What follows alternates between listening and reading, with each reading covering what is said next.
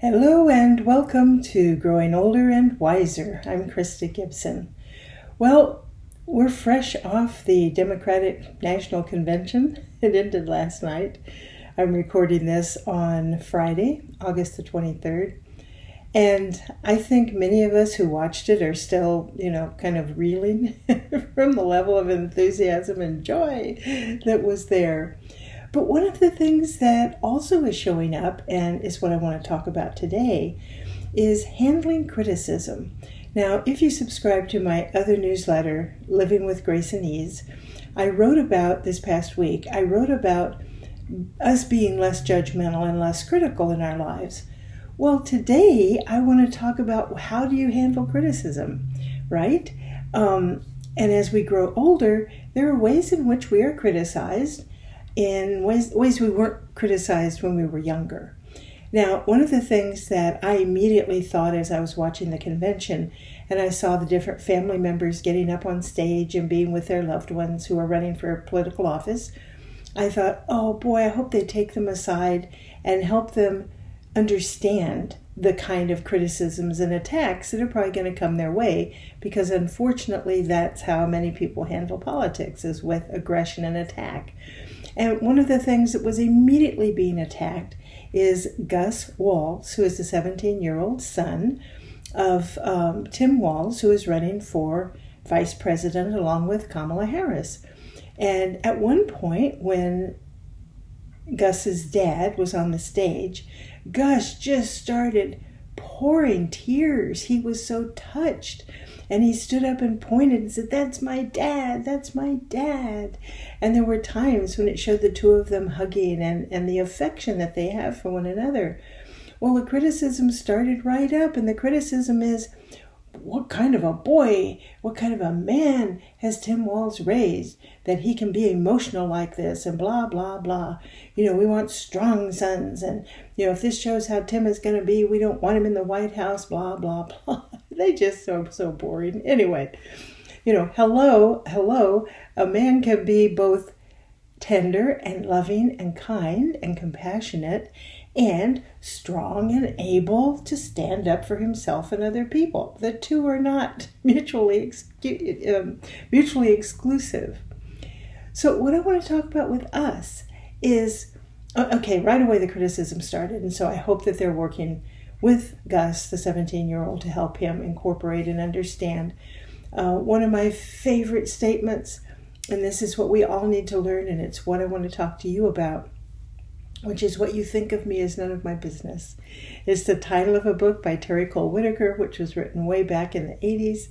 And I've said many, many times, she didn't need to write the book. The title says it all. What you think of me is none of my business. When we're criticized, when people call us boomers or, criticize us because we walk more slowly than we used to, or we, maybe our memory isn't quite what it used to be. That's a normal part of aging. I'm not talking about dementia, but even that, criticize me all you want to. My body is going through changes. My mind, my heart, my soul, all of these parts of me work together as a unit. And as we age, we go through changes. And some people will criticize us because of those changes. They'll make fun of us. They will denigrate us.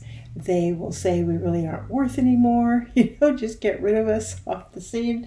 We're a drain on them, blah, blah. Sorry, I'm doing a lot of blah, blah today. Sorry about that. Guess I'm stuck on that feeling, because that's what it sounds like to me when these people talk, and that's what I want to share with you. Is when people are criticizing you or other older adults or our generation, it's noise. That's all it is. It's noise.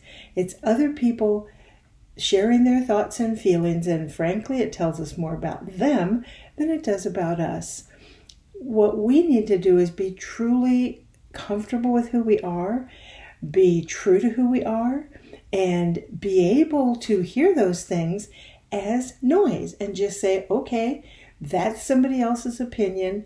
Check it out. Is it true? Is it something I need to pay attention to? Am I that way? And if I am that way, do I care?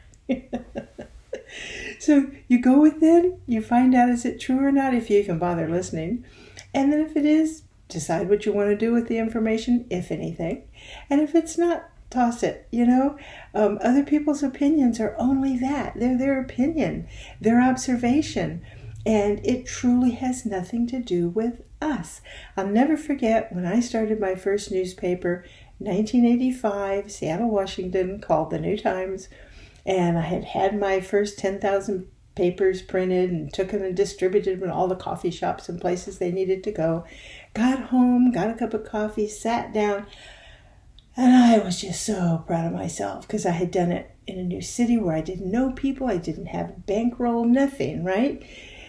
And the phone rang, and I picked it up, and a woman was on the other line, and she lit into me that I was the Antichrist, and what the heck did I think I was doing, and I was going to go to hell, and I was this horrible person. And I got off the phone, I hung it up, and I went, oh my God, what just happened? Am I the Antichrist? And what I'm doing is so wrong?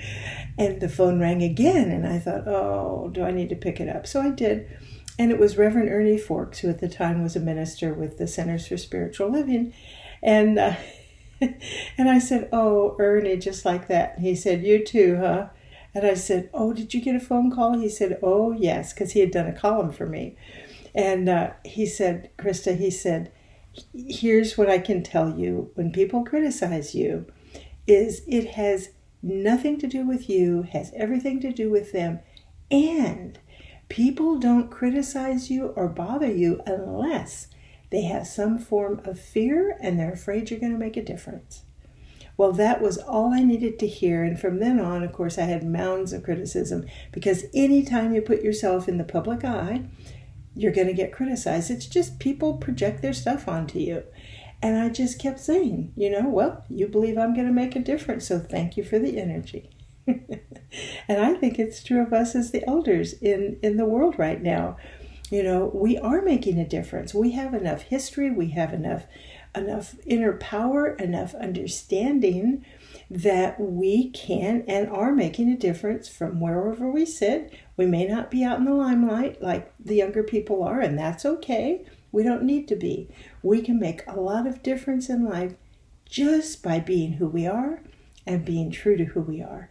And that's my message today.